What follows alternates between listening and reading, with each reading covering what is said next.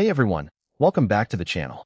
In today's video, I'll show you how to fix the "we were unable to successfully update because a file is currently in use" error in League of Legends. Let's jump straight into the solution. First, open the Settings app and select Windows Update from the left-hand menu. Check if there are any pending Windows updates. Even a single missing update can sometimes prevent League of Legends from launching correctly. If updates are available, click Download and Install, then wait for the installation to finish. Once it's complete, restart your PC. This step is important, so don't skip it. After your computer restarts, launch League of Legends again and check if the problem is resolved. If you're still getting the same error, right-click the taskbar and open Task Manager.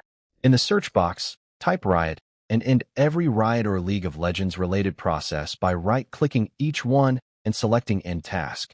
Next, click the Start menu, type Command Prompt, right-click it, and choose Run as Administrator. Type the following command and press Enter. scdelete VGC. Then type this command and press Enter again. scdelete VGK. Once both commands have been completed, restart your PC.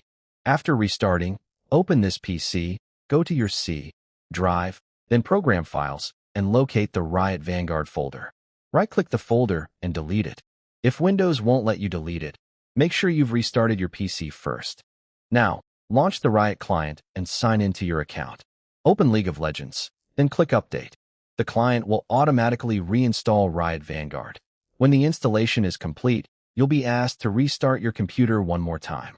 After the final restart, launch the game again. The update error should now be completely fixed.